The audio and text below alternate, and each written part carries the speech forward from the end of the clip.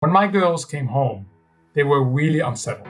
So what we decided to do is every day we would sit down and talk about what's happening on the coronavirus and importantly, what to expect. And this notion of, I don't know for sure, but this is what I'm looking for, has helped people enormously because you give them a roadmap. It's been almost 3 weeks since President Trump issued his 15 days to slow the spread recommendations, urging everyone to stay at home and only leave for essential business. Those recommendations have now been extended through the entire month of April, which leaves a lot of uncertainty for everyone as we grow increasingly more concerned with our health and well-being, as well as our financial stability. By ordering every non-essential business to close, the economy came to a crashing halt, spurring a $2 trillion stimulus package, another $4 trillion of spending from the Federal Reserve, and the highest rate of unemployment this country has ever seen. While the healthcare industry works on defeating this virus, infection and death rates are constantly changing based on incoming data. Every day, more and more people go without work and paychecks, propelling the debate of how important the stability of the economy is to public health, not just the importance of public health to the economy. Today, we're going to look at that argument from both a healthcare perspective and an economist perspective. We're going to be talking the models used by governments to determine whether to shut down the economy, the question of balancing economics and public health, and when we finally get back to normal.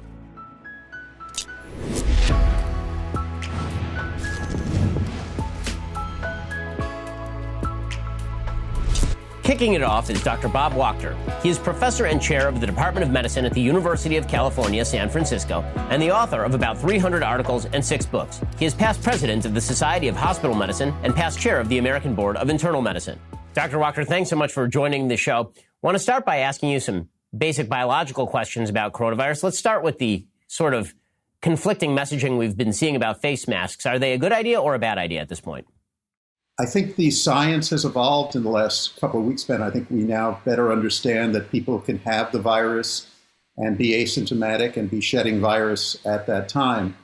And so now that we understand that, it is, I believe, marginally safer if everybody wears face masks out in public. I think if people do it, it will become destigmatized the way it has in many Asian countries. It'll be weird.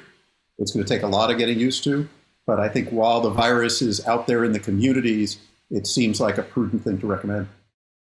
I also want to ask about the hand washing. So obviously we're all doing it. All of our hands are raw and bloody. So when it comes to hand washing, why 20 seconds? Is there something magical about 20 seconds versus 15 or 25? Not magical. There have been sort of these funny studies where they look at people's hands that have soil or germs on them and wash them for various periods of time to see which ones essentially guarantee that your hands will be cleaned of viruses. And 20 seconds happens to be right, and it just happens to line up with singing happy birthday twice. So let's talk about the hospitalization rates for folks with coronavirus. So what percentage of folks with coronavirus end up going to the hospital? What percentage of those people end up having to go to an ICU? What percentage of the ICU people end up on a ventilator, or are those coincident? And what percentage of people on ventilators actually end up surviving? Okay. How long we got? It's a lot of the answer to that, Ben, depends on the population of patients, because we know that older people and people with other diseases before they got sick with coronavirus do worse. So, for example, the very high mortality rates and ICU rates in Italy are partly related to the fact that it was an older population. But if you take all comers, about 80% of people who get the virus do just fine. In fact, some of them we now know are asymptomatic through the entire time, but most of them will have a flu-like illness, recover fully, and be fine.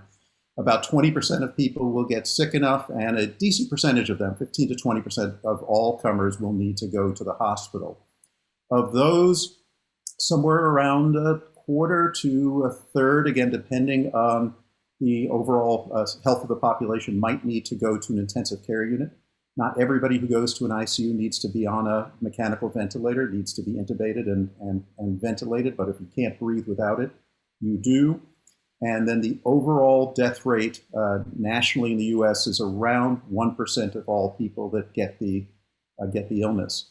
If you are unfortunate enough to need to go on a mechanical ventilator in the ICU, the studies vary, but on the low side, the mortality rate is 50%. On the high side, some of the early studies from China showed a mortality rate closer to 90%. So not everybody who gets sick enough to be on a ventilator dies, but it's a bad thing, and the outcomes are at best 50-50.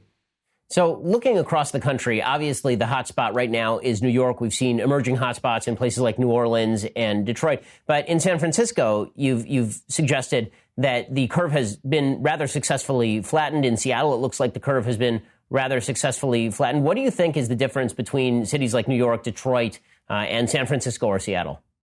It's hard to know fully, and I suspect that multiple factors are at play, but here in San Francisco, there was a concerted amount of action by both government leaders and, I think very importantly, corporate leaders.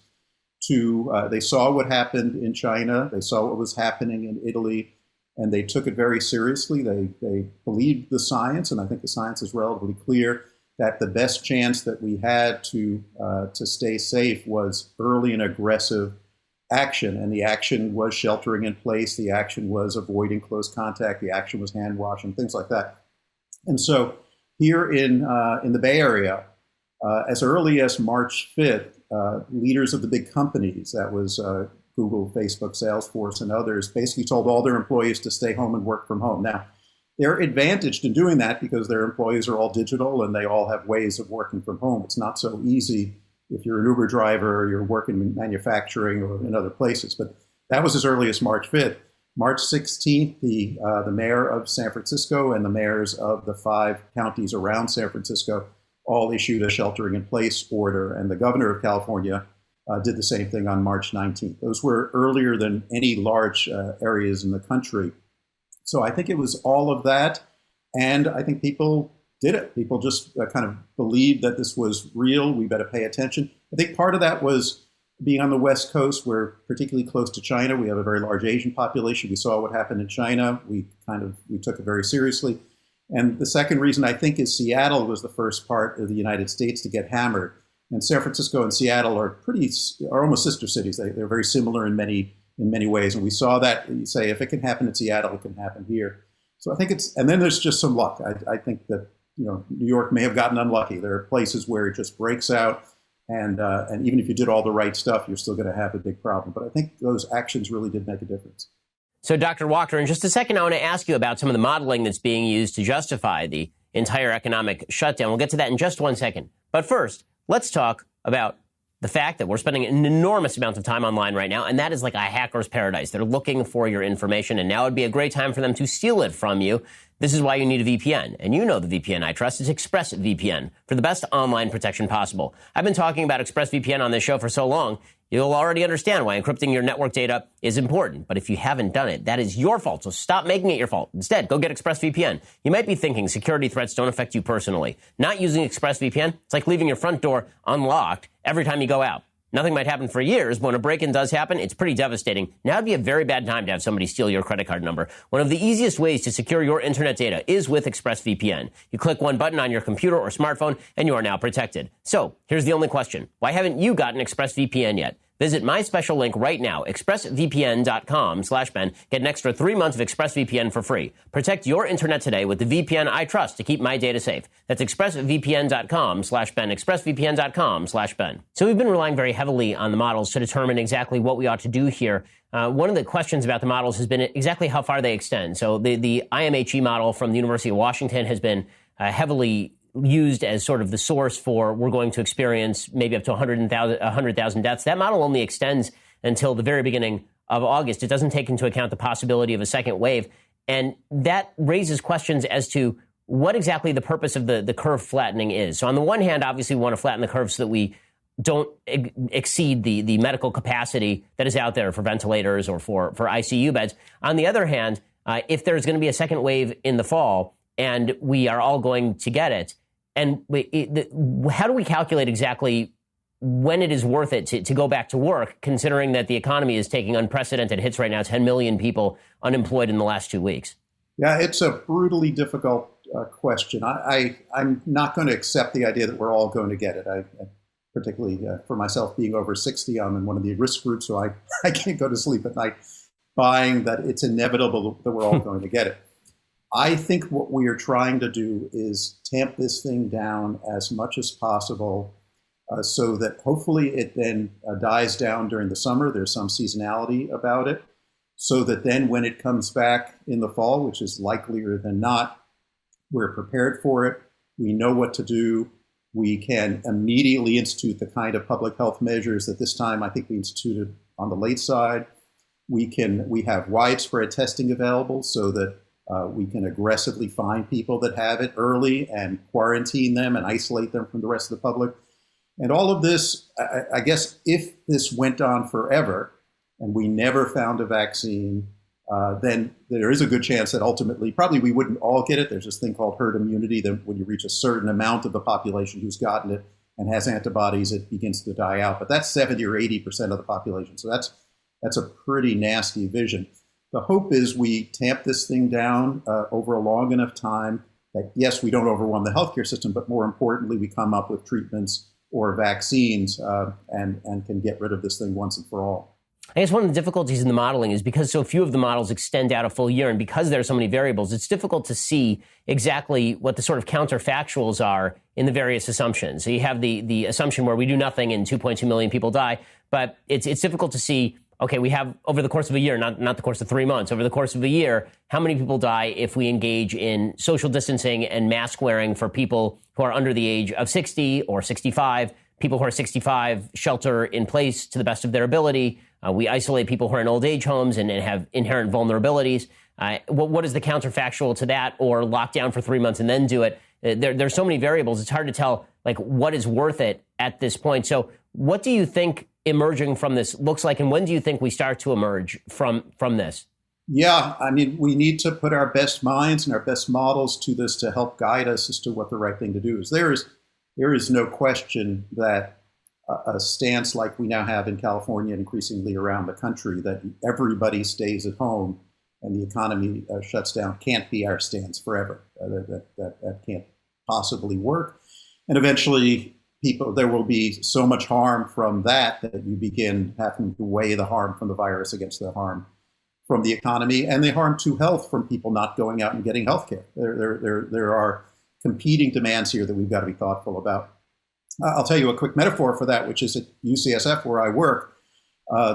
We prepared for a New York-like surge. We have not seen it. We completely canceled all surgeries, essentially, unless it was absolutely a hyper emergency, for a couple of weeks. We're now beginning to open up to do more urgent surgeries. And that's because we have, at some point you say, all right, we're not seeing the same kind of surge. We need to take care of other people. And so there's a balancing act that we all have to do. It appears that the best models seem to say that sometime in the next 4 to 6 weeks, and it depends on how prevalent it is in your community and how much of a spike you had, because you come down faster if you had a big spike, the rates of and the prevalence of the virus will go down in communities to the point that we can begin entering a new phase where we begin to relax some of the strict standards that we have now, begin to let people go out. But the key thing there is going to be testing and contact tracing, which we haven't done very much of. When you have tens of thousands of cases, you can't do contact tracing. It's overwhelming the system. But if you can tamp this down, my analogy is that of a wildfire, that you have tamped down the worst of the wildfire, and now you're out there looking for embers. And you see an ember, and it pops up, and you stomp on it and make sure that it doesn't spread. So we can, I think, reach that kind of a mode where we've tamped it down so it's not rampant in the community. Hopefully it goes away, or mostly goes away over the summer. And by the time it comes back in the fall, we're ready for it. If someone has any symptoms, we immediately test them. We're checking people's temperatures. People probably are still wearing masks. And if we find a case, those people get isolated, separated from the community, probably, or at least we consider separating from their families as well. And that we can keep this thing at a low enough level that then there is time to go ahead and find the vaccine and the treatments. So given the variability in the models, and given the fact there was an article in the Washington Post talking about how even the White House's estimate, 100,000 to 240,000 dead, it was completely vague. We have no idea over what term even they were talking about. We don't know what the factors were in coming to those statistics. So I've been asking sort of a wide variety of people to ballpark where they think we are over the next year, given the fact that there seems to be pretty wide consensus that we're going to have to tranche people back into the workforce by mid-May, perhaps by June at the very latest, that this cannot last forever. So if that is what happens, if we start to test people, move people back into circulation, isolate people who are most at risk, tell people to hunker down until there's a vaccine if they are really, truly the most at risk. If we do that, what do you think the numbers look like? Do you think it looks like 100,000? Well, I believe the models. I think 100,000 is looking like the minimum, and that is extraordinarily tragic if you think about what that means. But we're seeing New York, but New York is just the leading edge of what we are likely to see in Detroit, New Orleans, potentially Florida, a number of other cities, Illinois, and so if it's 90,000, it's still pretty terrible. But I think it is a big number. My confidence that the fall will not be as bad as the spring is that I think we're smart enough to have learned the lessons of this, that it's awfully hard to tell people to disrupt your life and basically screw up the economy based on a theory or based on something that's happening in China. Once it's happened in New York, once it's happened in big cities, I think people get it. This is the real deal.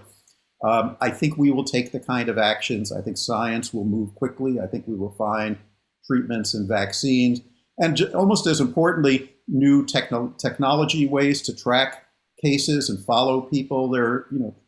If you look at what happened, it's hard to know whether the numbers coming out of China are right, but what's happened in prior epidemics, what the experience in Korea, for example, seems to show that after that initial spike, if everybody gets their act together, we can keep this thing at bay to a large extent. And the analogy, I think the people always say, well, there was a big surge in the Spanish flu. Well, yes, but the Spanish flu, think about what they had to do tracing. There were no treatments, there were no vaccines, there was no Zoom, there was no Netflix, and you're telling people to stay at home. I think our ability to weather this and act responsibly and communicate effectively is massively better today than it was 100 years ago. So I don't think the fall will be as bad as it's been and will be in the spring.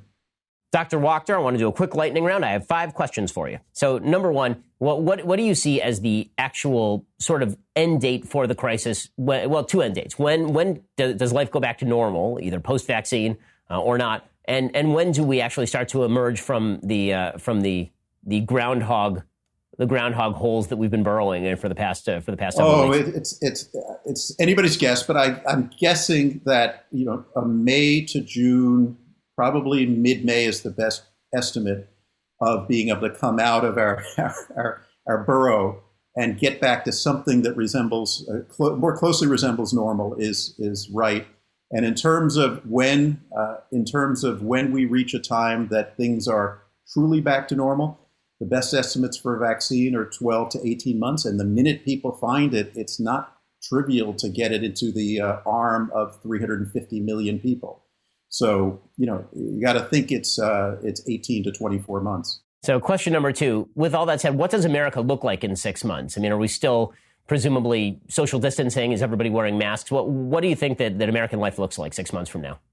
I think masks are going to become a norm. I don't know if it'll be quite like Tokyo or other places in Japan where it is absolutely the norm, but you're going to see a lot of people wearing masks. I think people are going to be cleaning their hands incessantly. I think people are going to keep a distance from one another until, and it may vary community by community. If there are no cases in your community, it may be reasonable to loosen that a little bit as long as you have very active case finding. And if you do find a case, then you begin to do the contact tracing and those sort of things. But in communities where there still is virus in the zeitgeist, I think you are going to see people walking around with masks, keeping their distance, and cleaning their hands religiously. And I think that's the right thing to do.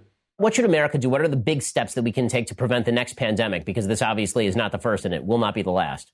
Yeah, I mean, if you look at how well some of the countries in Asia reacted, it was in large part because they had a playbook that they could pull off the shelf. And they had a national strategy for dealing with this. And the national strategy had included what should the population be told and what do they need to do. And it can't be a patchwork of you do it this way in this city, you do it this way in this state. It really has to be a national strategy because this thing permeates state and city lines. It goes to red and blue states. It's got to be a uniform playbook. It has to include a testing strategy.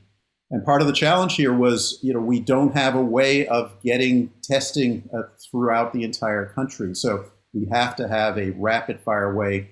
Somebody at CDC has to be able to, obviously with the White House and with the health leaders, has to be able to push a button and say, there's been an outbreak in this place and it looks awfully like coronavirus, and here's the playbook, let's roll it out. And I think, at least if it happens in the next 5 or 10 years, I think people will remember this and believe it. Happens 20 or 30 years ago from now, people will forget this and will go through the same trauma, I'm afraid. So how should we treat the government of China after this? Obviously, the government of China not only prevaricated about the virus at the beginning, they openly lied to the WHO. They said there was no human-to-human transmission. They knew better. Obviously, they've been using some of their propaganda efforts to actually suggest that the United States put out the virus. How should the world community be treating China in the aftermath of this from a health perspective? Well, I think this shows how interconnected we all are, and I'm not a diplomacy expert, so it's difficult for me to know how we should treat them. But I think what it has made clear is that we can't completely isolate from one another. The borders are permeable. A virus that starts in China is going to end up here, and vice versa. China reacted late and didn't do some of the things they should have done. On the other hand, once they reacted with an aggressiveness that I think probably saved a bunch of lives in China and may have saved a bunch of lives around the world.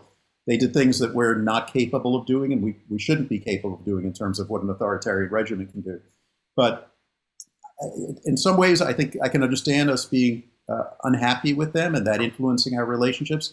On the other hand, it just shows how extraordinarily interconnected all the countries are. And if we isolate from one another, it doesn't work. The virus gets through, and we have to work together better. But finally, the measures that everybody is taking, you mentioned before that we're going to be wearing masks for a while. Is there ever a point where we go back to full normal, meaning like giant events, 60,000 people at baseball games? I sort of think at this point that all mass events are basically going to be canceled until there's a vaccine. Are all the measures we're taking right now temporary or permanent? I really hope they're not permanent. My son works for the Atlanta Braves, and I can't imagine that we're never going to go to a baseball game again. That's too hard to even imagine. I gotta think that this is we'll be back to something resembling normal in a couple of years. It might be a little shorter than that. I don't think it will be that much longer than that. You think about the quality of the American scientific and medical enterprise, the idea that we're not going to be able to find a vaccine for this, I find hard to believe if we completely put our full resources and full attention to it. I think for a year and a half, things are going to be pretty weird. I think they're not going to be full lockdown like they are now for probably the next month or two, probably two.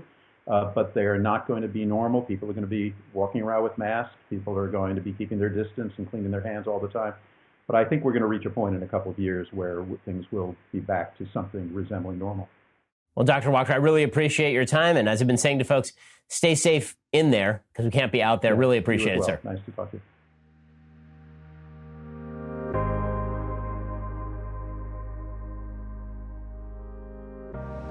Joining us next is Dr. Scott Atlas, a medical doctor, senior fellow at Stanford University's Hoover Institution, and a member of the institution's working group on healthcare policy. He is previous chief of neuroradiology at Stanford Medical Center, is the author of the leading textbook on MRIs, and has written over 120 scholarly articles. Dr. Atlas, thanks so much for joining the show. Really appreciate your time. So let's start with some questions about the modeling that's been used so far. So the models that I've seen really only go out a couple of months. The model from the University of Washington that's been heavily relied upon that says that we could see up to 100,000 deaths, that only goes up to August. I guess my question with these models is we are all now locking down for the next few weeks at a bare minimum in order to flatten the curve for the next few months. But none of these models seem to extend far beyond that. And we've been told that the vaccines are only going to be ready 12 to 18 months from now. It's obviously unrealistic to suggest that we are going to be locked up for 12 to 18 months in our own homes. That's just not going to be workable. So how exactly should we balance the needs of public health and the needs of the economy in a time when we are at such a lack for data as to what happens next? Yeah, I mean, this is, of course, a very tricky question. I would say a couple of points to understand. Number one, the models are really just those. And like all projections, they're likely to be wrong. no matter how good the people are that are doing them, because there's so many incoming assumptions that underlie each projection. And it's something very important to understand because, as you know, the definition of a case could be a positive test only, could be a symptomatic person. The testing is very different and heterogeneously distributed. Second point is that to re-enter, I use that word re-enter society. I think we're going to see something, first, clearly gradual. And secondly, there's going to be sort of a different way to look at re-entry. I make the analogy, it's possible that we will see what people call a new normal. Remember, after 9/11, everything changed in airport security. We never had that sort of waiting lines, and I used to run up to a plane minutes before it took off. All those things changed. This might be the same in that, at least in the beginning, I think it's very likely we will need some sort of testing to permit and allow reentry. And that testing is likely to be twofold. One is antibody testing, which involves a blood test of some sort. And that will say if you're immune or not, meaning you've already had it and you're highly unlikely to get it again, judging from all biology of previous virus infections. And those people clearly will be safe and actually fine to re-enter. And the other test might be a test of active virus presence. And I think that's possible and actually easier, but probably less likely to be done. So I think we will have some sort of testing at point of entry. We will still have restrictions. And most importantly, we will have restrictions, and I'm talking about as we re-enter, on the people who are the vulnerable people. Remember, the number one goal is to stop people from dying. And it doesn't really matter if you get a mild version of this, which the overwhelming majority of cases are mild. The question is how to protect those who are vulnerable. And this is the number one focus and most urgent thing of any policy. So older people, particularly people with underlying chronic diseases, need protection. They need isolation. They need, meaning isolation from people who are either asymptomatic or sick, clearly. And that is going to need testing of people who deal with those people. And those people, the older people who are much more likely to have a serious illness or die, are going to need special sort of re-entry public health formulations. So with all of that said, and looking at sort of the fact that these models and studies are not taking into account really the possibility of a second wave or the reality that people are going to re-enter the workforce, there are a lot of skeptics out there who have been kind of rearing their heads and saying, okay, well, maybe we could take this for a week, but we can't take this for another 2 months. And the economy is losing 10 million jobs every couple of weeks here. And we are going to enter economic levels not seen since ever in the United States in terms of unemployment. So why not pursue a policy like Sweden, for example, where we isolate everybody who's over the age of 60. If you're over the age of 60, or if you have a pre-existing health condition, you're expected to stay in your house and self-isolate. Everybody else goes to work. Everybody else wears masks. Everybody else social distances, and life goes back to quasi-normal. It appears that may, in fact, be what ends up happening after 3 months of this. Is that sort of the plan, that after 3 months, if the summer knocks this thing down or if the curve actually flattens, that we all go back to life in that way? And if so, then what is the end date of that sort of thing? Yeah, I sort of think there's going to be something like that. I don't think it will be, okay, there's so many parts to the question. I mean, One part is how do we re-enter and who re-enters? And, we are a certain sort of society. So the main thing to get the economy going is to allow people in the workforce to get going. And as you obviously must realize, people over 65 are not a big part of the workforce. And so it's clearly less impactful to restrict those people. I do think that testing is going to be part of this. And, there's a lot of new tests. There are more than 20 tests being worked on. Some have been approved even today for antibody testing. We do testing all the time at home and at points of care for things. There are simple pregnancy tests. And we don't have that sort of thing yet, but I envision some sort of like at-home diabetic people use a blood pinprick test. So I think that to re-enter, There's a public health concern and there's an individual concern.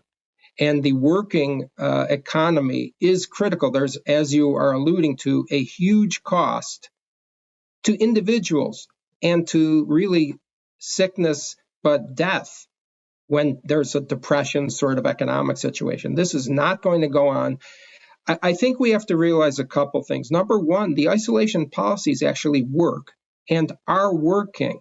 And this is a message that I think people don't quite understand. Yes, more and more people are dying, but the rate of increase of deaths is slowing all over the world. And we have to realize that there are causes for optimism. This is reality, not just panic mode.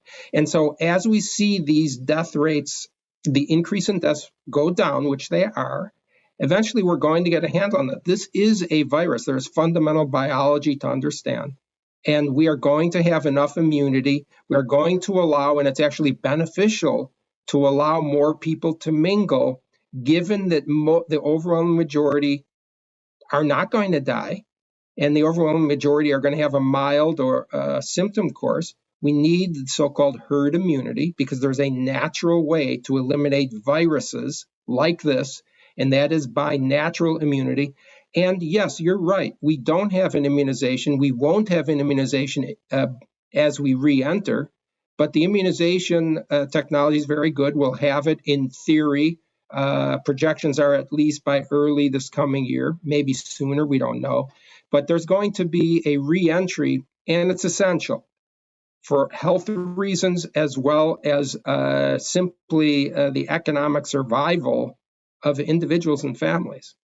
So realistically speaking, it seems as though a lot of the press that's being done, Dr. Atlas, on this sort of stuff from the White House, from other folks who talk about it, has focused on this sort of idea that we're all going to avoid the disease. But that obviously is not reality. It may become seasonal like the flu, in which case we're probably all going to get this at some point in our lives. So would it be better for people who are speaking about this publicly to simply say, look, the purpose of what we are doing right now is to avoid the overwhelming of the healthcare system? That's really what this is about. It's not preventing people from getting infections in the long term. It's not preventing people from getting this and receiving treatment. The idea is to delay because we weren't ready for this, and then to ramp up production of the ICUs and the ventilators and the mitigating treatments that we have so that when there's a second wave, it's not as cruel in the fall, and then hopefully we get a vaccine by sometime next year. Wouldn't that be a more realistic way to go about explaining to people what exactly we are doing than the way that has been generally explained, which seems sort of vague? It's almost as though, well, we're gonna flatten the curve and then everything is gonna go away by September, and that does lead to some pretty significant questions about the modeling.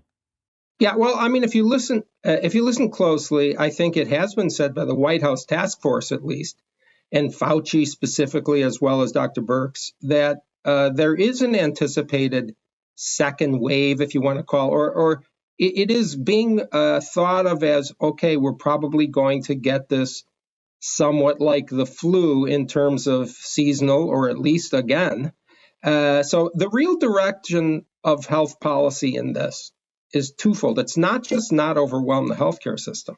It's number one, to save lives, to protect the people who are going to die. And when we looking at the New York data, New York data alone, something like 1.5% of deaths are in people without any previous underlying condition. Okay, so that's very impactful on the decision making because we know who's going to die. There are exceptions. No one's saying there's no exceptions, but exceptions don't disprove the rule. So the number one goal is to stop people from dying. The number two goal is to make sure that we don't overwhelm the system so that we can take care of sick people and so that we don't endanger our healthcare provider network of doctors and nurses and respiratory therapists, et cetera. And so that, to me, I think the appropriate policy is to have isolation of the people who are vulnerable. I mean, in a very strict way, making sure that people understand that there is a strategic isolation going. That is the vulnerable and the people who interact with people who are sick. Everyone who's sick absolutely must assume, with or without testing, they should assume they have the virus and then proceed in an isolation mode for the 2 weeks that are recommended. And number three, a prioritization of testing. So that means who should be tested? People who are in the hospital who have the symptoms and who are sick, make sure they do or do not have this so they can be isolated. People that are interacting with older people, like nursing home workers, people in the healthcare profession. That are taking care of patients. These people need to be tested. It's not true that there's this equally urgent need to test everybody immediately. That is not really, that's a bad message, I think, to send out. And the second thing to understand is that if you're sick and you're otherwise healthy, you don't need to go in to seek medical care. You can call your doctor, but if you just have a mild fever or a cough and you don't have shortness of breath or high fever, you should assume you have the virus and stay home. That prevents overwhelming of the system. There is no urgent need for testing of people just out of curiosity or fear. We should, if you're sick, again, assume you have it, be isolated. The goal here is to really stop the people from getting it who are vulnerable. There is a topic that I think is worth knowing about, which is this idea of herd immunity, which means that there's a societal benefit to have people who have the disease, meaning are carriers, sort of get it and develop their own immunity. And the more people that have that, the virus ultimately does disappear, as is the case for every other virus that we encounter. And, the other part of the equation that I didn't mention is that we should not underestimate the work being done on the drugs that are being used in clinical trials. And we will start seeing results this month, meaning within a couple of weeks, perhaps even within 1 week, I've been told, by one of the big companies testing the drug in clinical trials. And these drugs, the intravenous drugs, for instance, the Gilead drug, is a life-saving, if it works, and there's plenty of reason to believe it will work. There's no guarantee, it's not proven, but it did work in other coronavirus models previous to this, in animal models. It does have safety profiles proven already, and fundamental biology, it should work. And if it works, it will save lives. And the other drug that we hear a lot about is the hydroxychloroquine, with or without the antibiotic azithromycin. And there is fundamental biology. It's not just some sort of strange anecdote report. There's fundamental reasons on the mechanism of action of the drug, why this will work. And so I think that's another cause for optimism. It's not a steady state here. I believe there's reasonable optimism to be held that we will be able to treat the disease. And given that, over time, that changes what happens next in terms of, let's just say this comes back next January, February. Okay, by then, it's very possible we will have drugs to prevent people from dying. And that changes the whole equation. So how would you rate the federal and state response so far, Dr. Atlas, in terms of responding to this thing? Obviously, there were shortages of ventilators in New York. The government on a federal level been warned for 15, 20 years that they needed to be producing more ventilators. The mask stockpile was not renewed. But how would you sort of rate various responses from state and federal governments on this thing so far, considering it is a black swan event? Yeah.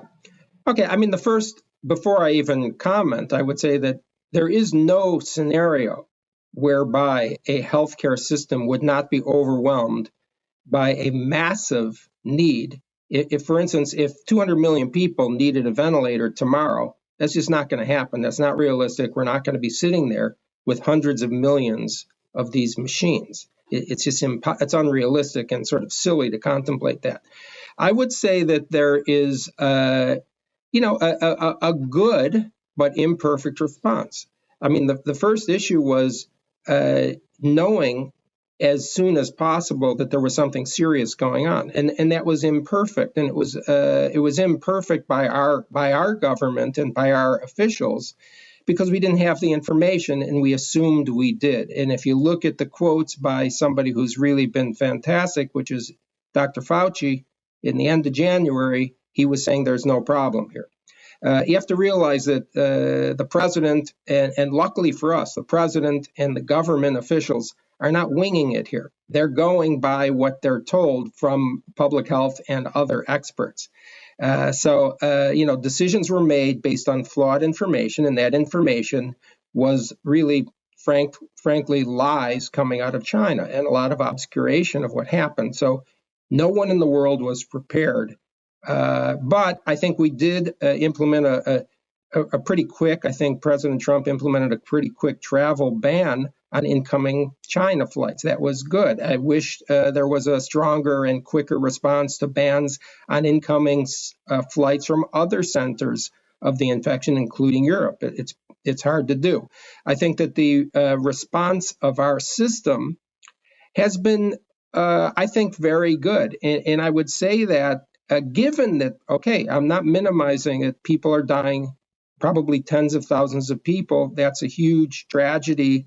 But not everything in retrospect is that it was done wrong. Certain things are insurmountable. I think we implemented the right policies to try to at least immediately capture the kind of containment mode of isolating.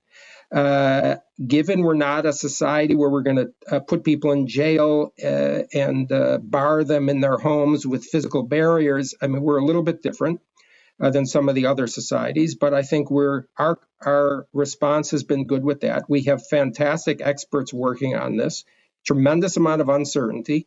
Models are fallible, people are fallible. I think our numbers of capacity for critical care beds is the highest in the world per capita, and particularly per capita of people vulnerable to die. Okay, when you look at the data, which I have, and you calculate it, we have anywhere from 2 to 10 times what every other country has. Okay, we're not sitting there with our pants down, having an inadequate healthcare system. It's just that this is a very, very urgent situation. In terms of ventilators, I mean, you asked, it's a common concept that, okay, we don't have enough ventilators. On the other hand, I think we are short in the hotspot of Manhattan. There's no question. But we're mobilizing. We have a very nimble healthcare system compared to other systems. I'll give you an example. CMS just waived a lot of rules on ambulatory surgery centers, which we have, which are mainly private. They're not government run. And we have 5,800 ambulatory surgery centers in the country, by far more than any other country. And why is that important? Because A, those places have ventilators. Let's just say on average, the estimate is 5 per ambulatory surgery center. That's 29,000 ventilators right away that have been freed up because elective surgeries and elective uses of those centers have been stopped. Other countries can't do that. We can shift and move around things very quickly. And we are. And we've relaxed rules on ambulatory surgery centers, by the way, for healthcare providers, for admitting people for more than 24 hours, which was forbidden before. We've relaxed rules on the use of nurse practitioners and physician assistants to prescribe medicine, to do things that they're capable of, but not really authorized to do in a normal circumstance without physician input. We've authorized distance monitoring of patients. So, I mean, there's a lot of things being done that we can do and have done and are doing because we are a nimble, non-government centralized healthcare system. I think we have a lot of problems because it's a very difficult new virus to deal with. We have the most innovative system in the world. Our system has the appropriate incentives in place for drug development, for vaccine development, and our private entrepreneurs and private sector medical technology system, which is by far the best in the world in terms of just quantity as well as quality, is working very well on this. Our FDA is streamlining, I think, tremendously in getting through new approvals, new drugs, new clinical trials. I mean, there's so much going on that people don't realize, and I'm very confident that this is temporary, biologically speaking. That's just simply factual. But B, I'm optimistic that this is going to be controlled, and we are going to get back to work, and less people are going to die because of the way our system operates. Last question on the death rates and the models. So we've seen models that suggest anywhere from 36,000 people to 2.2 million people dying in the United States. Where do you think that, given the measures that are currently being taken by states and that probably are not likely to let up, I would say at this point until May, it seems is sort of the common denominator, where do you think that those numbers end up over the course of, say, a year? Yeah, I mean, it's obviously impossible to predict, but I would put it this way: when you look at the models, they've been coming down significantly from the original models, and there's a reason for that. The original models were worst case scenarios, and they assumed that nothing was being done. We know that this isolation works. So when you look at the model that the government is really using, which the sort of average of the range of prediction in that model by Murray and others is roughly in the U.S. Maybe 80,000 or so deaths, which is dramatic and huge and tragic for all the reasons that, of course, we know, with the range of really being in the order of 30 to maybe 100 and some thousand. And so my guess as we proceed, and again, nobody really can predict, is we're going to see more and more cases by virtue of more and more testing and by virtue of spread also. We're going to see a lower and lower fatality rate on the order of under 1%. I think that's highly likely, if not already proven. And we're going to see I'm hoping we see tens of thousands of people die in the United States as a maximum. And the perspective on that can also be ascertained from looking at the modelers, a different group of modelers who came out with this first estimate that you mentioned, 2.2 million in the US, 500,000 in the UK. They changed in 3 days to saying 20,000 in the UK instead of 500,000. And so the models are fluid. This is not a criticism of the modelers. This is understanding that the inputs are really making all kinds of assumptions, and those inputs change dramatically. I want to put a little bit about perspective on deaths. And this is not at all to be minimizing anything. I don't want any viewer to interpret this as a minimization. But when you look at the number of deaths from the flu every year in the United States, we have between 30 and 60,000 people die in the U.S. 30 to 60,000 people die in the U.S. every year from the flu. 600,000 people in the world die from the flu per year, roughly. And so it's a tragedy. It's horrible. But we do have to realize that if we get out of this with under 100,000 people dying, it could have been a lot worse and was projected to be a lot worse. And we will move forward. This will end. Dr. Atlas, I want to do a quick lightning round with you. 5 questions specifically. If you have to set an end date for this particular crisis, when people start to go back to work, what do you think the end date is when people start to go back to work here? Okay, it's a guess, but I'm thinking there's going to be a re-entry into the workforce sometime early summer. What do you think America is going to look like 6 months from now? Do you think we're all going to be wearing masks? Are we all going to be socially distancing still? Are all the concerts and the sports leagues going to be closed still? What do you think America looks like? I think we're going to have some sort of new normal, which might involve some sort of testing before group events. I could see that happening. I think many people wear masks. It's their choice. I'm not I don't think there's sound medical evidence to use general population masks. And I do not think that warning, by the way, was absent because of some kind of shortage. That's not the reason. It's medical science. So I don't think that, but I think a lot more people will be wearing masks. What can America do to prevent the next pandemic from happening? I think we're going to be more prepared. This has really heightened the alert. We're going to see another one. We've seen this is the third since 2003, 2004. There's no question we will see another one. I think this is really going to be we're going to try to be more prepared. We're going to learn from this, not just with vaccines, but technology to generate new drugs and vaccines. the infrastructure, and also, and I'm involved with a big effort now, making sure we understand that health security is national security. How should we treat China after all of this, considering the lies that they told, considering the fact that if they had let everybody know what was going on, that we probably prevent, according to some studies, 90% and 95% of all casualties from this thing? How should the World Health Community treat China? I think that China, I think this sort of opens people's eyes. I hope it opens people's eyes to what the economists have known all along, which is that their economic numbers are not to be believed. This is clearly nothing they're saying about how many cases they have or anything is to be believed. They did something really heinous here in covering this up. I think China has really lost a tremendous amount of credibility in the rest of the world. And I think that changes their position tremendously. And by the way, I think a lot of other countries will be understanding they cannot depend on China for a lot of things, including goods.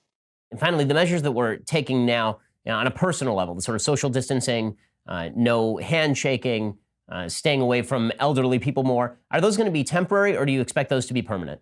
I think those are going to be temporary. I think we'll be more conscious of things. And we'll be conscious of it just like we have been in the past with the flu, getting flu immunizations. Everyone should get that. Everyone will get these immunizations. I think there'll be a new normal, but it will fade into a near normal. Well, Dr. Atlas, really appreciate your time and your insight. Thank you so much for your hard work, and stay safe out there or in there, as the case may be. Okay, thanks very much.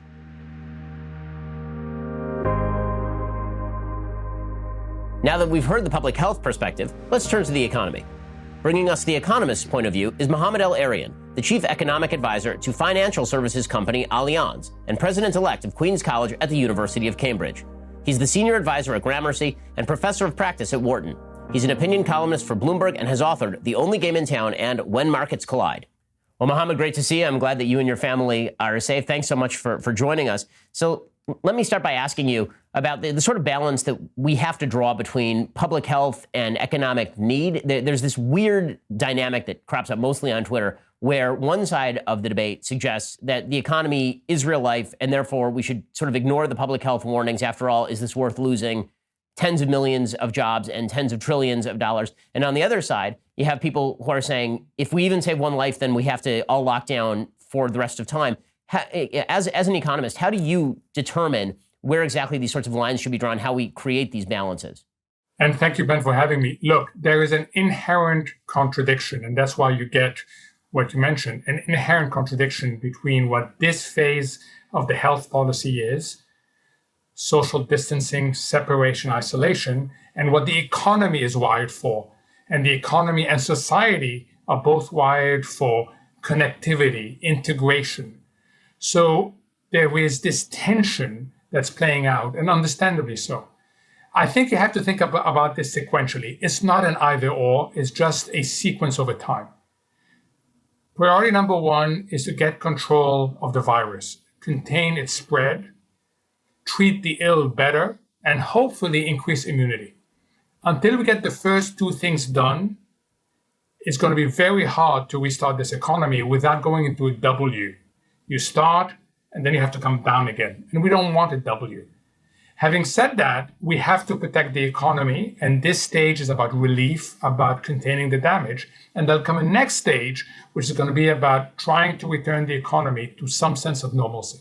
So I want to ask you about the relief measures that have been taken in just a second, but you've been looking at the same models that I've been looking at, the models from University of Washington or the Imperial College models. And one of the problems I have in looking at the models, especially when we're thinking in terms of the economy, is trying to figure out when people go back to work is pretty difficult when these models end in August. Nobody seems to be taking into account what happens in a second wave. Nobody seems to be suggesting what level of medical capacity will have to be in September in order for us not to go back into that W-shaped lockdown that you've talked about. And so it makes it almost impossible to determine at what point we have a metric of success. From an economist's point of view, what would a metric of success look like such that we could have a permanent return to the workforce for at least a segment of the population? So, Ben, you've zeroed on an issue that's going to come up, I suspect, in everything we discussed today, which is we don't know. There's lots of things we don't know. We are learning as we go along. This is a shock that was unthinkable. If you happened like me, when I was young, when I was your age, I worked on a fragile and failed economy. I saw what that looks like. Most people haven't. And we've never seen a sudden stop hit us at a level of the country as a whole, let alone the global economy. So we're learning in crisis management mode. We are basically trying to keep a plane in the air while trying to build engines and figuring out what to do with it. So this is really hard. I don't know what the answer is. I don't think anybody knows what the answer is. The key issue here is to have an open mindset, to be able to make trade-offs and to be honest about the trade-offs we're making, because we're going to make some trade-offs and we're going to make some mistakes. I want to talk about how long, realistically speaking, from an economic perspective, we can last like this. So we've had a full-on economic stop globally. I mean, the United States, we're going to see unemployment rates like we've literally never seen in American history. We're going to see people thrown out of their jobs. It's going to give the lie to the myth that companies somehow have safes full of cash in their back rooms that they're just withholding from their employees, because everybody's going to go basically bankrupt within the next few weeks, because it turns out that's not how companies actually operate. How long can we just keep floating along on basically taking out a credit card when nobody is going to buy our debt? I mean, it's basically a bunch of countries that are selling their debt to each other at this point. How long is that sustainable before you start to see shortages, before you start to see no underlying economic activity have the sort of permanent significant impacts on the economy that we just can't recover from? So first, it's going to be horrific. It's going to be worse than anything we've ever seen. And there's no hiding this. And we have to be honest with the American people that we are facing a very difficult economic outlook that will make the sense of health insecurity feel compounded by economic insecurity. And I wish I could have another message, Ben, but that's the reality. Already we've seen 10 million people unemployed. 10 million. We are going to see unemployment rates like we've never seen. And there's nothing virtually we can do about it except if we decide to sacrifice the health issue. Now, the good news is relative to every other country in the world, we can manage this awful journey a lot better. Not smoothly, but a lot better. Why is that? Because we are part of a neighborhood that's being hit hard. So we have better capacity to avoid the things you said, shortages, avoid temporary problems becoming permanent ones. And we've got to get money to people quickly. Now, we're going to make trade-offs that you and I don't like. I can tell you right now, we're not going to like what we're going to do. But in crisis management, you've got to contain the crisis first and then try to clean things up. We have that ability, but it's not going to be perfect. There's going to be a lot of casualties out there. And then you and I should talk later. This is not just about winning the war, and it is a war. This is also about winning the peace. And what we learned in 2008-9, that if you don't win the peace, you come out fragile. And we got to avoid that. So let's talk now about the relief efforts that have been attempted here. So Congress obviously passes the largest spending package in the history of the world, $2 trillion. The Federal Reserve is injecting another $4 trillion into the system. So for folks who don't understand exactly what Congress did here and what the Federal Reserve did here, what exactly did Congress do? What exactly did the Federal Reserve do? So the Federal Reserve tried to stop, and so far has been successful, a crisis that originated in health and paralyzed the economy from creating a financial crisis. We came this close, Ben, on a Monday 2 weeks ago, to having both a 1930s-like depression and having a 2008-like global financial crisis. We came this close. And the Fed simply had to flood certain segments of the market because the treasury market, the senior market, the mother of all markets, the most senior market in the world was dysfunctioning. And that means that the pipes were clogged. I know we don't pay attention to the pipes, and many people watching this will say, I don't know anything about the pipes, but you know in your house, when the pipes are problematic, you have a major problem. And we came this close to the pipes clogging. That was the Fed. Congress and the administration are trying something else completely.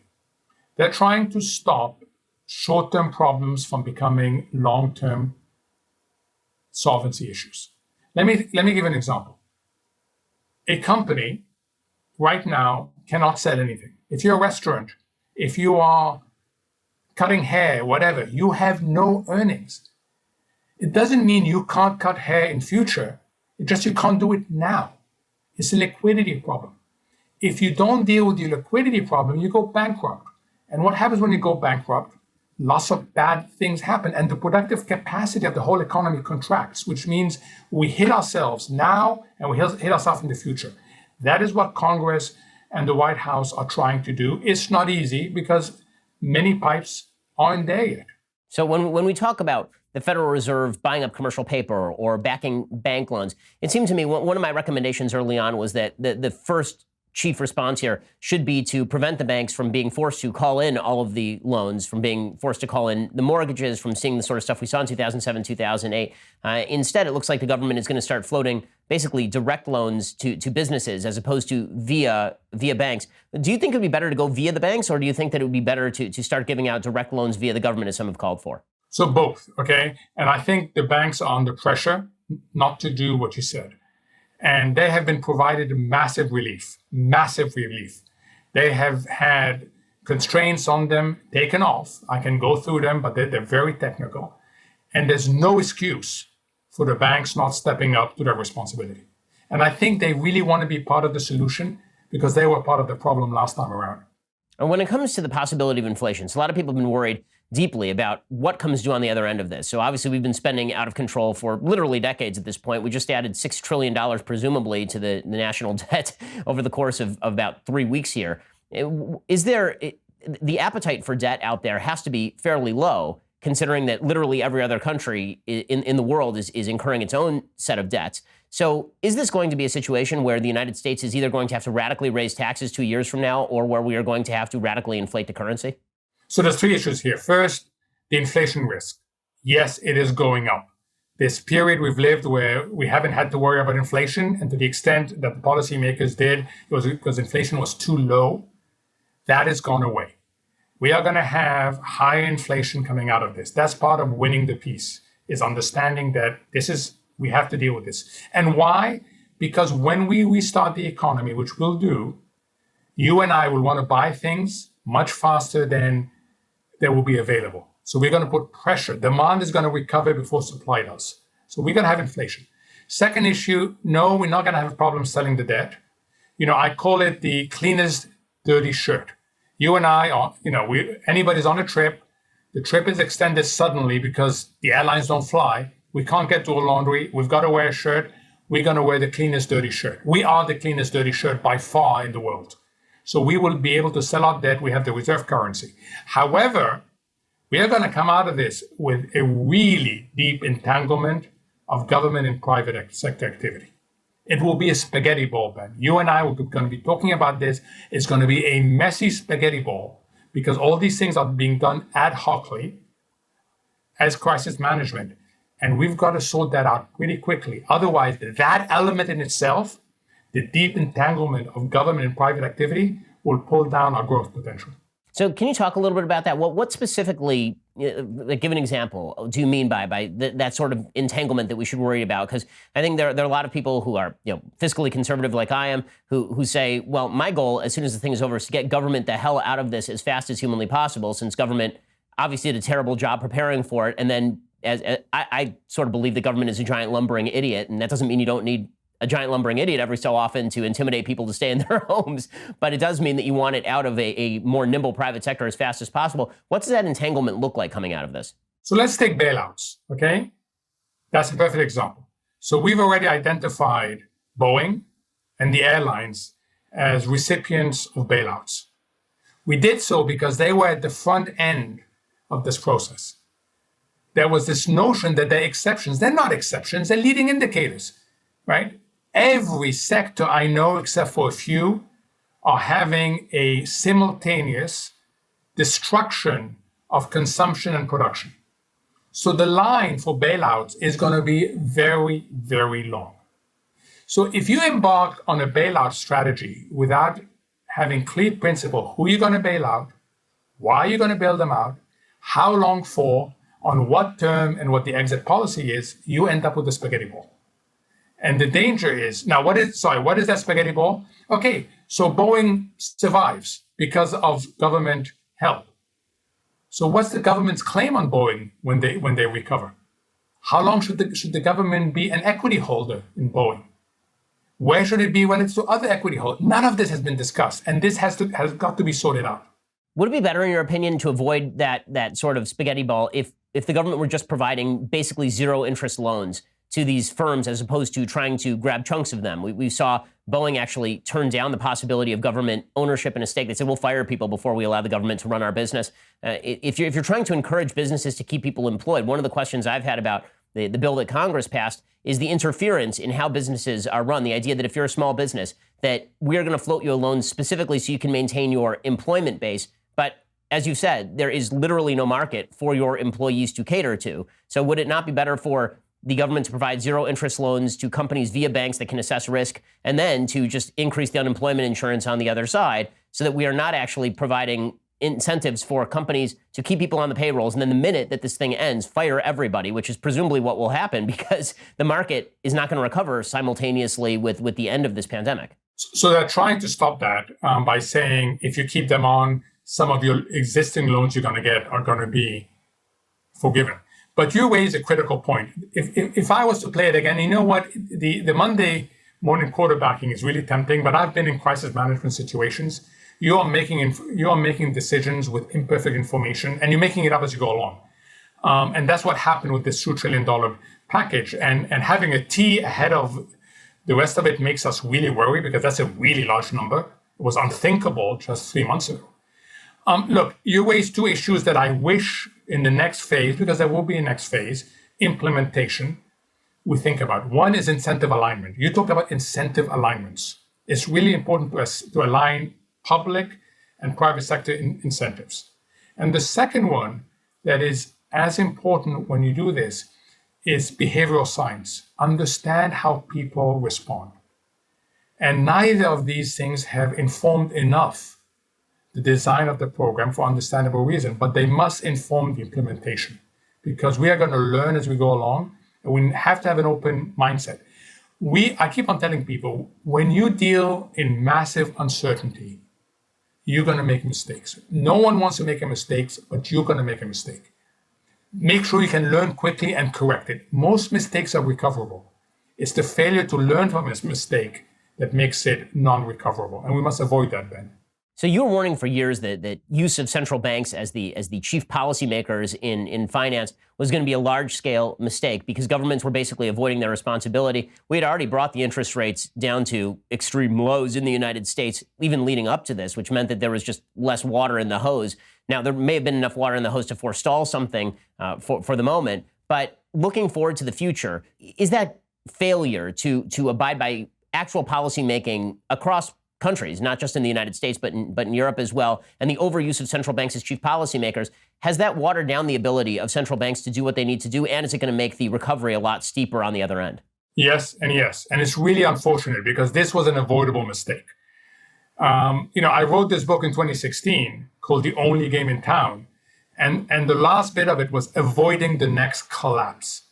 And I argued then, and an update of the book is coming out. I argued then that within 5 years, we will come to what I call the T-junction. That the path we were on, that relied only on central banks, would plant the seeds of its own destruction. And then we would have to make a choice. Turn towards better policy, genuine growth, genuine financial stability, none of the artificial stuff that we've done, or alternatively, recession and financial instability. And I argued that the vulnerability to a shock was very high. I never imagined the shock would be as big as this, Ben. Never imagined. But now it caught us weak. It caught us fragile. Our ability to recover is going to be less strong because of that. And that's what I meant about coming out of the global financial crisis. We didn't win the peace. We just won the war. We didn't win and this time around, we've got to be much more thoughtful. You and I can talk for the whole show about how different the post-crisis landscape is going to look like. Let's prepare for it now.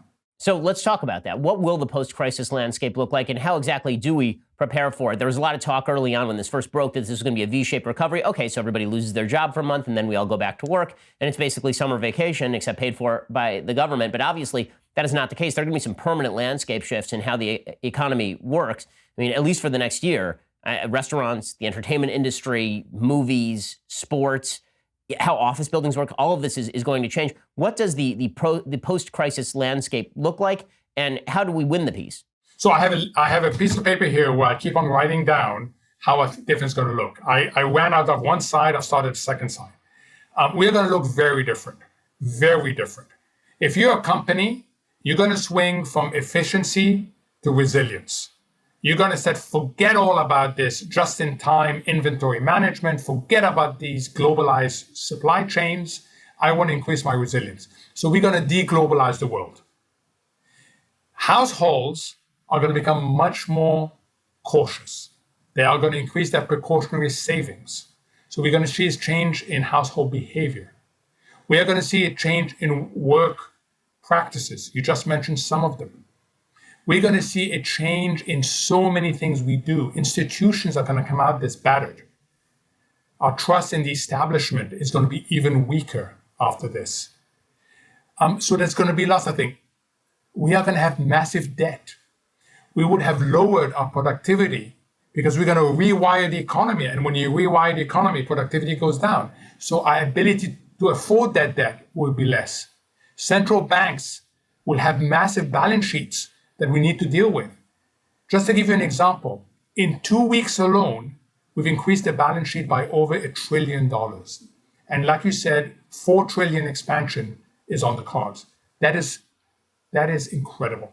So it is a very different landscape. We can manage it, but we have to plan from now, okay? The aftermath of the crisis is going to be as important as what seems pretty horrible now. So how do we plan for stuff like that? So to take for an example, you mentioned the breaking of global supply chains. Now, there are going to be a lot of firms that look at China, for example, and say, we're not locating there because of what just happened. But presumably there will be one or two firms that say, okay, well, the risk is the reward is worth the risk. I'm going to undercut my competitors by continuing to manufacture from China and hope that for 5 or 10 years, there's not another wet market outbreak like this. And so without any sort of government measure that prevents people from undercutting one another by taking that riskier supply chain line, are those changes going to be permanent, or is the institutional memory here going to be short? So I think it's going to be permanent. And again, we all have a role to play. The last thing you and I want for our kids is the notion that any company is international when it makes profit and national when it fails. Okay, because it means that when it's making profit, everybody else benefits. And when it fails, they come to us, the taxpayer. Okay? So there has to be incentives to stop people abusing this notion that you can be international when everything's going well, and then you become national when things go badly. So we can do this. Again, these are about tax incentives. We can do this. We just have to realize that that's the world we're going into, and we have to stop the abuse that you talked about. So let's talk about the stock market for a second. You've mentioned before you were ahead of the curve, as you very often are on this sort of stuff. When the stock market started to drop and people were saying, now's a great time to buy, you were saying, well, wait a second, because it's going to drop some more. How far do you think that the stock market is going to drop? You don't have to put a number on it, but how long do you think it's going to drop given the uncertainty? Have we reached sort of baseline uncertainty and now the news starts to get better? Or do you think that the uncertainty continues for months and months and months? And is this a buying opportunity, or should we all just sort of sit on whatever cash we have in our hands? So I think it's the latter. I think it's still a time to be very cautious. And I've gone out of my way through my social media and my publication to try and increase the amount of information going to retail investors, or small investors in particular, because the tendency of this industry is to tell you buy, okay? Because they make fees when you buy. Look, go back to the uncertainties. We are just about understanding the severity of this shock. We have no idea about its duration. We don't quite understand in the marketplace that it's going to take time for the relief measures to work. We certainly haven't incorporated in the marketplace that the restart isn't about turning on a button, turning on a switch. And none of these things that you and I have talked about the post-crisis landscape, is priced in. So we are still at an early phase. I tell people, expect volatility around a declining trend for now. And realize that in such an uncertain environment, you're going to likely make a mistake. No one wants to make a mistake, but you're going to make a mistake. Ask yourself, what mistake can you afford to make? Is it missing the 5% jump immediately when the bottom is formed? Or is it avoiding another 10 to 15% drop? Regret minimization, in my mind, is what should lead investment policy. Make sure you minimize your regrets. For most of us, that means it's better to be too late back into the market than too early. So you mentioned earlier there may come a time when we have to make hard choices with regard to the economy. That right now we can afford to take the public health hit based on the modeling, that we can all hope that the summer kills this thing off, that we have measures in place by September. But it's pretty obvious that we can't do this indefinitely. We're already starting to see some rioting in southern Italy. We've already seen talk about the EU breaking up, and we're only a few weeks into this thing. One of the things that's been bothersome about some of the experts in public health talking about this sort of stuff is the models they put out there will assume things like we're all going to remain home for the next year or 18 months, which obviously is not true. So when does, economically speaking, the pedal hit the metal? When is it basically make or break point where if we don't at least start getting people back to work, then the house of cards completely collapses? Is there a point where we basically have to say if it's a choice between the economy and public health, we just have to choose the economy, or there will be no more economy left to choose? So everybody will tell you being risk averse doesn't mean not taking any risk, okay? It means taking calculated risk. And we do this all day long. We take calculated risk. When we cross the street, we take a calculated risk. If we were completely risk averse, we wouldn't even cross the street. So at some point, we're going to get to a stage where you're going to have to take a calculated risk. In my opinion, it's going to be when we have gotten control, we've understood how this virus spreads.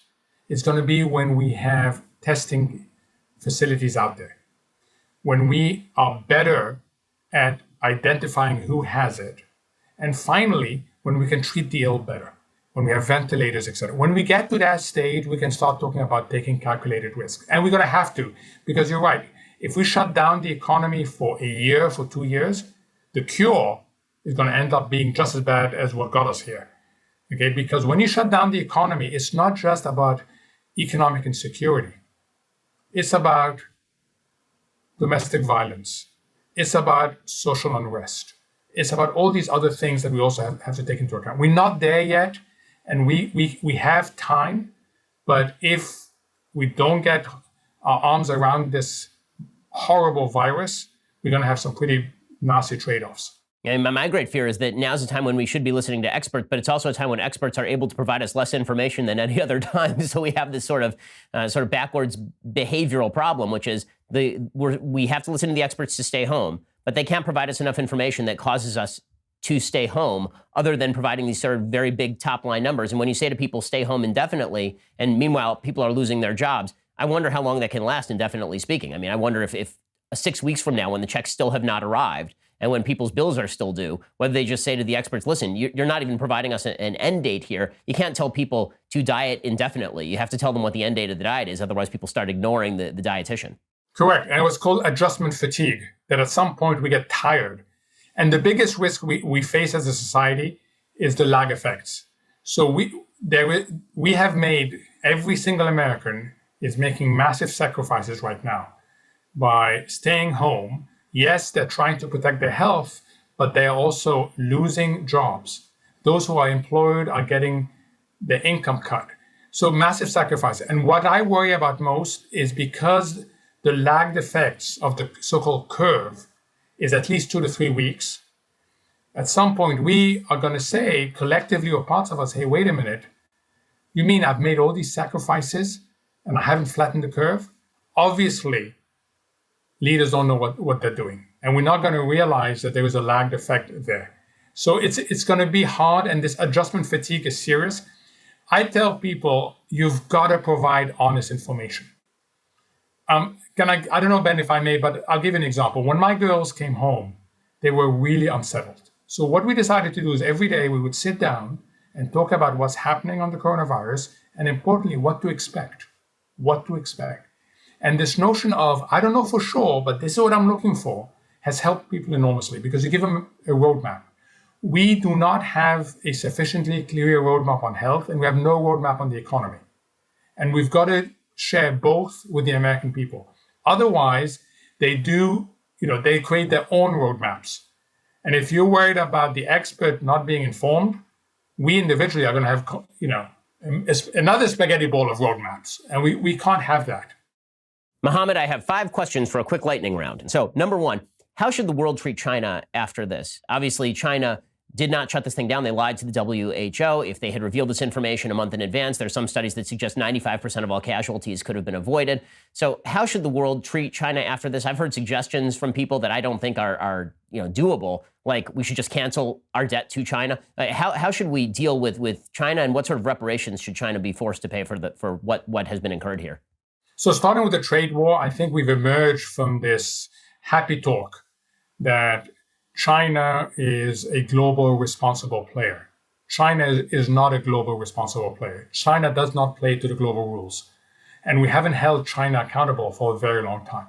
We should continue to hold China accountable, and we should do it with our allies. But this is a moment to say enough is enough. We've tolerated intellectual property theft.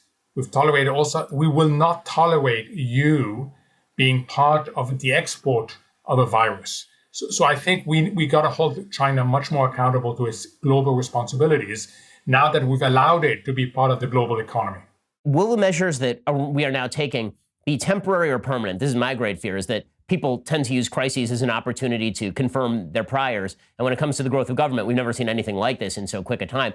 Are the measures that we are taking now expedients, or do you think that these become a permanent feature of the American landscape? So I, like you, worry about short-term measures becoming long-term measures.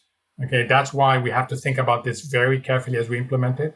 Look, that risk is there, and we've got to collectively make sure that it doesn't reach critical mass, because if it does, then our longer-term prosperity will be threatened. What can we do to prevent, a couple things that we can do to prevent this kind of economic meltdown next time a black swan event hits like this? So we need to develop three things that we haven't developed. Resilience, the ability to live through shocks. And that starts at the government level, the household level, and the corporate level. Two, optionality, this ability to change our minds as we get better information. Don't get stuck on an old model. And finally, agility. The good news, and I think there are silver linings, when we emerge from this, we are going to have an opportunity set for this country that we have not had before. And we need the agility to respond. It will look different, but we have the best initial conditions, Ben, to respond with agility and be able to bounce back, not fully, but certainly faster than we would otherwise. What do you think America will look like 6 months from now? I'm worried. I think 6 months from now, there's a big chance that our economy is still hit hard, that we have pockets of social unrest. And I'm worried. This is going to be a hard journey. It's one of these things, it's like taking your kids on a trip. Even if you're going to Disneyland, if it's an 11-hour car journey, they're going to find the journey really long. And at some point, you're fed up with hearing, are we there yet? Are we there yet? Are we there yet? Okay. I'm afraid that that's what's going to look like. The journey is going to be horrific. And I'm worried that our social fabric is going to be really stressed. So prior to all of this, obviously, the stock market was at all-time highs, unemployment was at all-time lows. How long do you think it is before we return to those sorts of numbers? So on the unemployment side, a long time, because certain businesses aren't going to come back, and people are going to have to retool. And I'm worried about this. And I hope, I make predictions, and I normally hope I'm right. This time around, I hope I'm completely wrong on all these predictions. I hope it turns out that it is a V, that we simply flick on a switch and this is just a bad nightmare. But it's going to take a long time. And same with the markets. We've come from a very special period, but we're being hit with a deadly virus that's going to create permanent scars. Well, Mohamed, I really appreciate your time. I really appreciate your insight. Stay safe out there, or in there, as the case may be. Great to talk to you. You too. Thank you, Ben. As always, folks, I really appreciate you watching and listening. Stay safe out there, or in there, as the new phraseology goes. And we'll see you here next week. This is the Ben Shapiro Show Sunday Special.